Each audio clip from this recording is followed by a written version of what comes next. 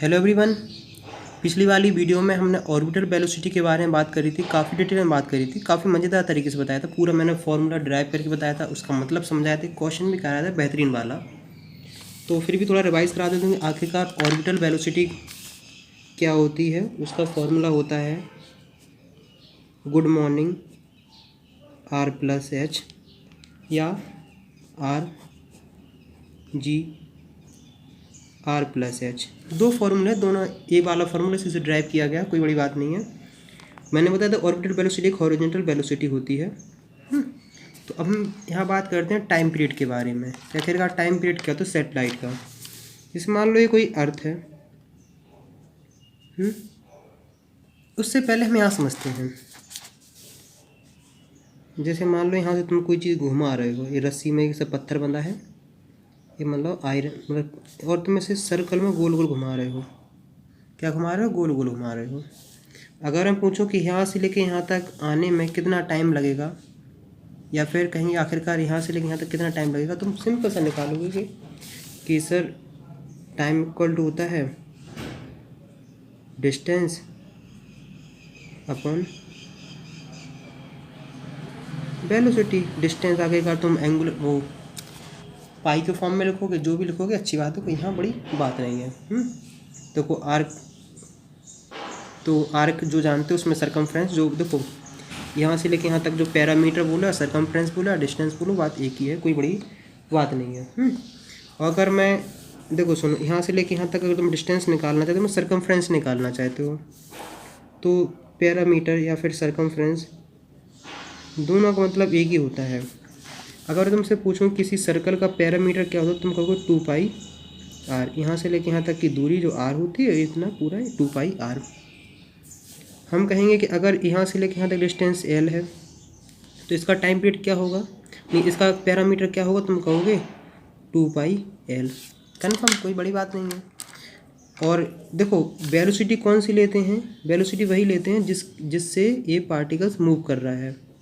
क्या ये इसकी जो टेंजेंशियल वेलोसिटी उसके बारे में बात करते हैं, जिससे मूव कर रहा है।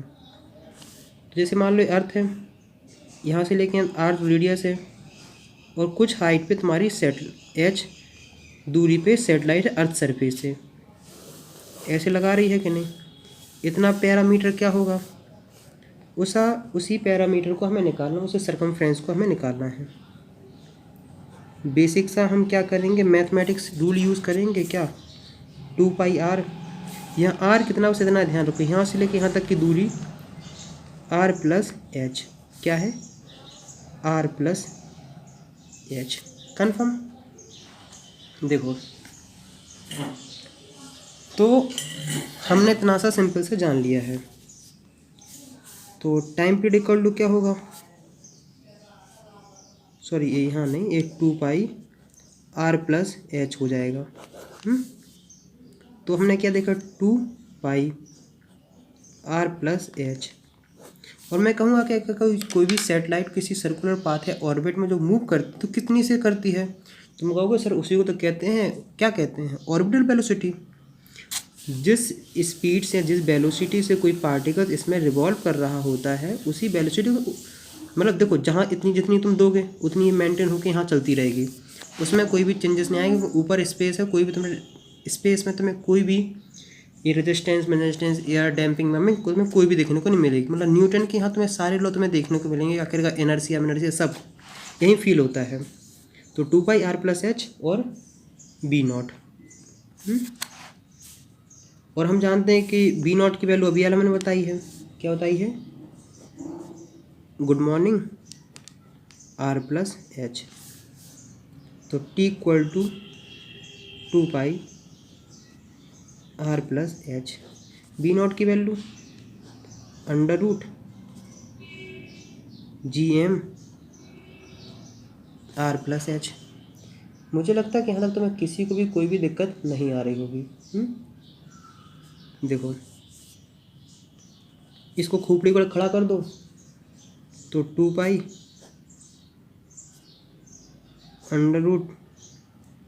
√r प्लस एच और gm, इतना ए रहा, ए लिख लेंगे r प्लस एच।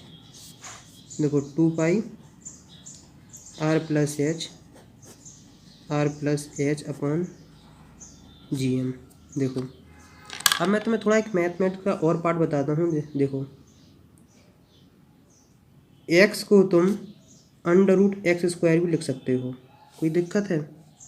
मेरे हिसाब से तो तुम्हें बिल्कुल भी दिक्कत नहीं होनी चाहिए। अगर मान लो x अगर डिस्टेंस है तो तुम इसको ऐसे भी लिख सकते हो, या फिर हम कह सकते हैं कि इसको तुम ऐसे भी लिख सकते हो। कन्फर्म? तुमने कहा R+H को क्या तुम ऐसे नहीं लिख सकते हो? तुम कहोगे लिख लोगे, कोई दिक्कत थोड़ी, कोई समस्या नहीं है। हम क्या कहेंगे, अच्छा 2 पाई √R+H का होल स्क्वायर, और ये वाला R+H यहाँ रहा, और GM ये क्यूब हो जाएगा। 2 पाई √R+H का क्यूब GM। ये तुम्हारे पास क्या रहा है? ये रहा तुम्हारे पास टाइम पीरियड। कौन सा टाइम पीरियड? देखो ये तुम्हारी जो सैटेलाइट है, यहाँ से लेके यहाँ तक, मतलब एक चक्कर लगाने में जितना टाइम लगता है उसी को कहते हैं टाइम पीरियड। और यहाँ कौन लगा रहा है, लगा रहा सैटेलाइट, इसे कहेंगे time period of a satellite. तो मुझे लगता है कितना तुम्हें काफ़ी हद तक क्लियर हो गया होगा। तो 2 पाई √R+H का क्यूब अपॉन GM। कन्फर्म? कोई दिक्कत, कोई समस्या? मेरे हिसाब से तो नहीं होनी चाहिए। अगर कोई कहे कि सर मुझे किसके फॉर्म में चाहिए है, स्मॉल g के फॉर्म में चाहिए, तो हम कहेंगे T = 2 पाई √R+H का होल क्यूब और GM। g = क्या होता है? g होता है GM अपॉन R²।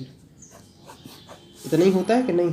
कोई बड़ी बात, कोई रॉकेट साइंस नहीं है इसमें। रॉकेट साइंस तो पढ़ ही रहे हैं, रॉकेट ही साइंस तो चल रही है। देखो तो 1/g को तुम कैसे लिख सकते हो?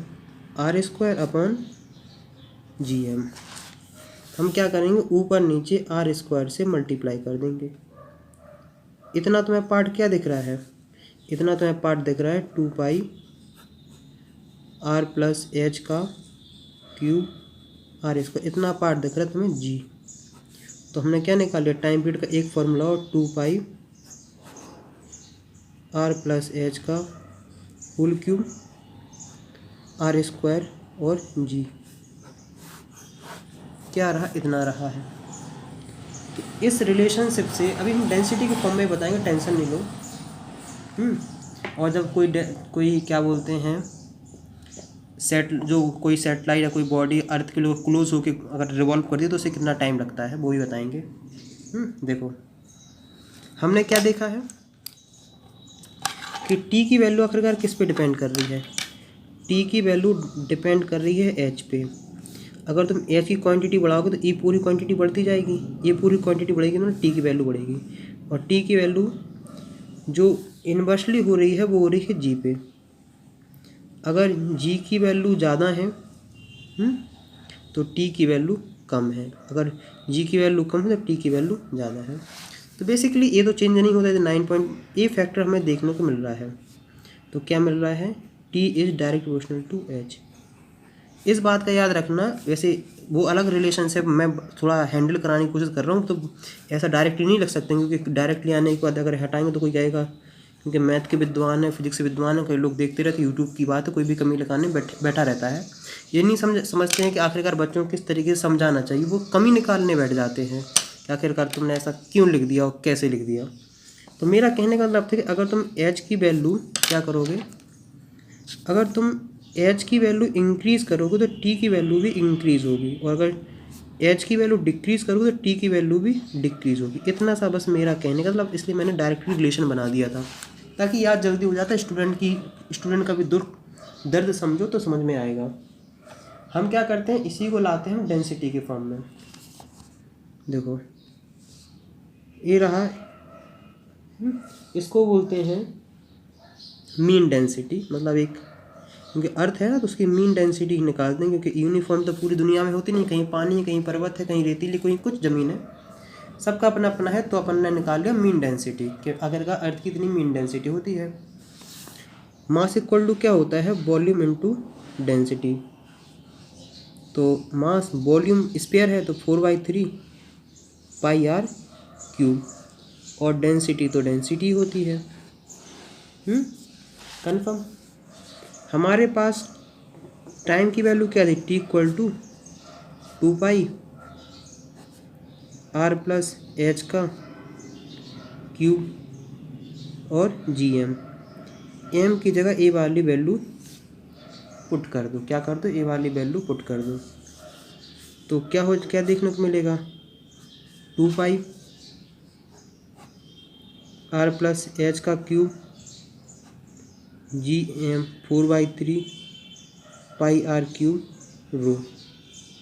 तो मुझे उम्मीद है कि यहाँ तक तो मैं काफ़ी हद तक समझ, देखो इसको 3 को ऊपर लिख लोगे, 2 पाई 3 आर प्लस एच का क्यूब, और देखो यहाँ तक लिखते रहो, जी पाई आर क्यूब रो। वही काम हम पाई के साथ करेंगे कि पाई को क्या करेंगे, अंदर लेने की कोशिश करेंगे। तो 2√r प्लस एच का क्यूब पाई स्क्वायर, अंदर आएंगे तो स्क्वायर ले लेंगे, जी पाई आर क्यूब रो, पाई से 1 पाई कैंसिल। तो फाइनली हमारे पास एक इक्वेशन बन रही है। मेन है कि आखिरकार यार देखो, इस 2 को भी अंदर लोगे तो 4 हो जाएगा, तो अंडर रूट आखिरकार यहाँ कहीं ये 4 था ना, यहाँ 4 भी रहेगा, 4r प्लस एच का cube pi 4 g are cube रो, 4 से 4 भी कैंसिल। ये तो कुछ नहीं, बस घुमाने के तरीके हैं कि वैल्यू अंदर लेते जाओ, बाहर करते रहते जाओ, स्टेप बढ़ाने के। अगर एक लाइन में समझें तो उसका मतलब इतना ही होता है कि इतनी सी बात। यहाँ आप 3 भूल गए हैं, 3 बहुत कैलकुलेशन मिस्टेक होती है हम पे, जी आर क्यूब रो। तो चलो ये लिखते हैं final, 3 pi G are cube रो आर प्लस एच का क्यूब।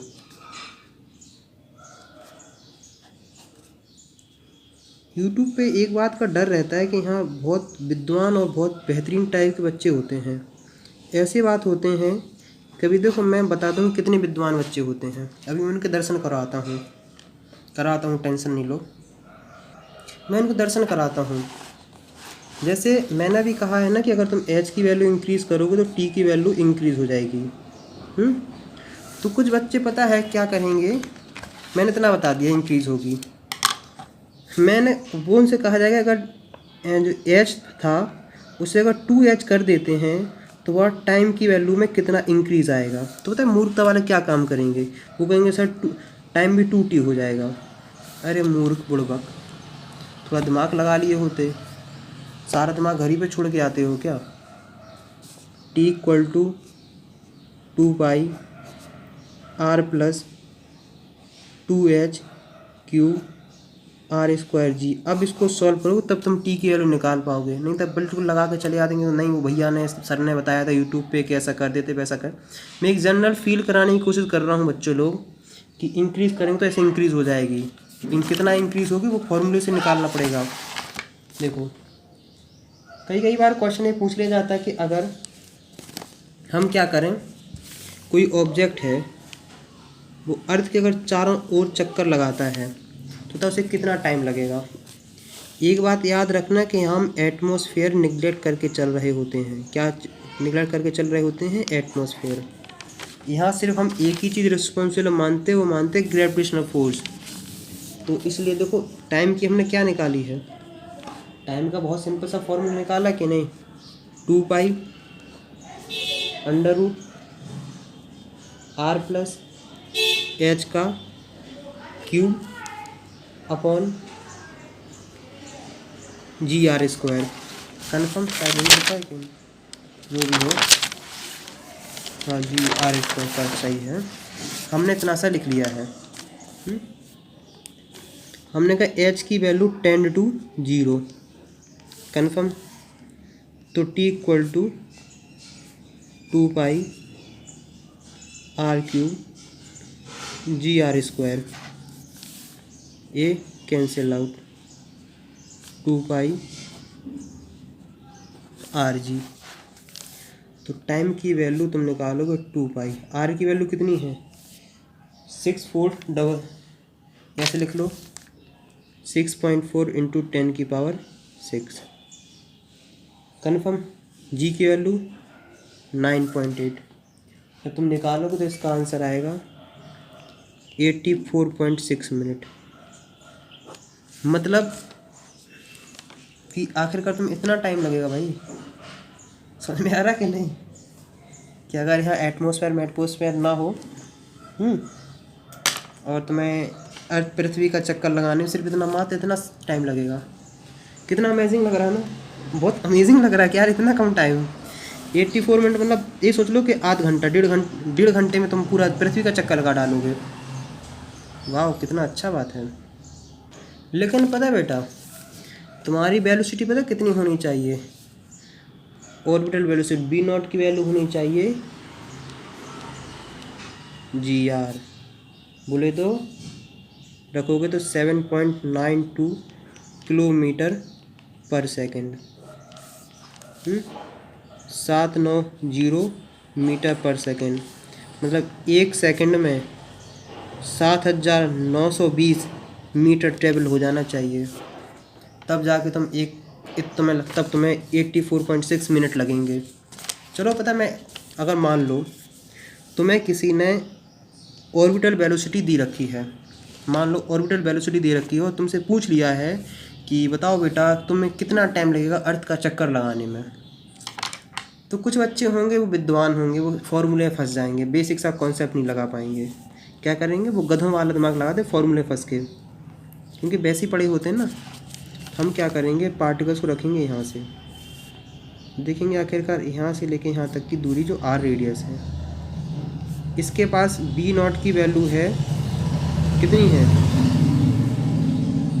7920 मीटर पर सेकंड। कोई दिक्कत कोई समस्या मेरे हिसाब से तो नहीं होनी चाहिए। और हम जानते हैं कि v इक्वल टू होता है डिस्टेंस अपॉन टाइम। क्या होता है, डिस्टेंस अपॉन टाइम। तो v0 की तो 7920 है, डिस्टेंस मतलब पूरा सरकमफ्रेंस होगा क्या 2πr, और टाइम कितना लग रहा है, टाइम तुम्हें निकालना है। तो t इक्वल टू कितना है 2πr 7920 2, देखो 2πr की वैल्यू 6.4 इंटू 10⁻6 मीटर, और इसको लिख लो 7920। सॉल्व करोगे तो 2 into 3.14 into 6 1 2 3 4 5 upon 7920 cancel out करोगे, सॉल्व करोगे, बताओ कितना आंसर आएगा।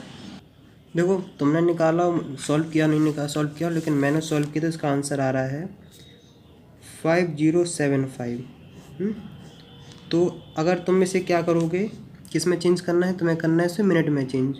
तो मिनट में चेंज करने के लिए डिवाइडेड बाय 60, तो कम से कम 85 के अप्रॉक्स आ गया कि नहीं, तो ना 85 मिनट।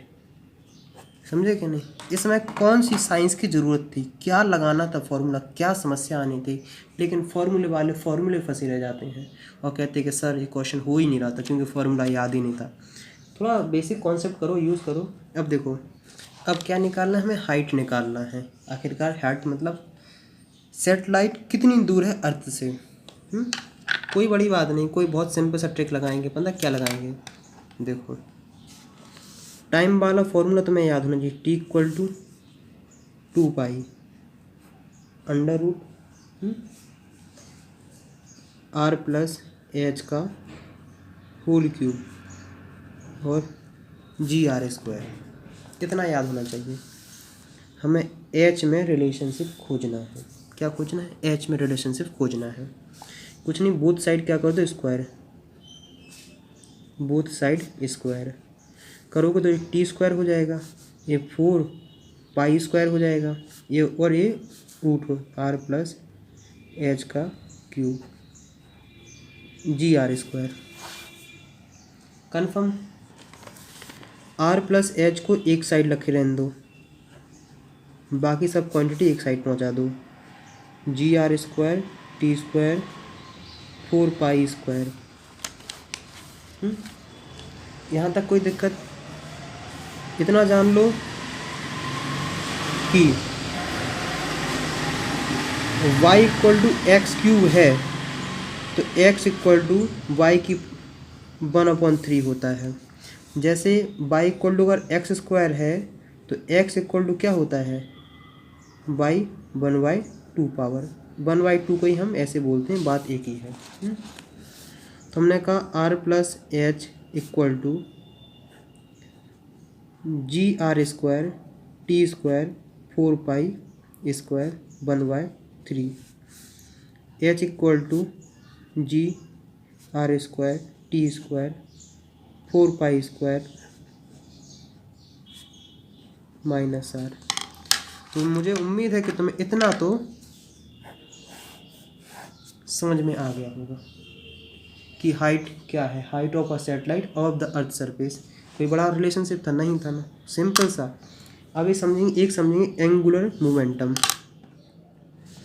एंगुलर मोमेंटम, जैसे कोई चीज़ अगर लीनियर मोशन में मूव करती है तो वहाँ कौन सी बात आती है, लीनियर मोमेंटम।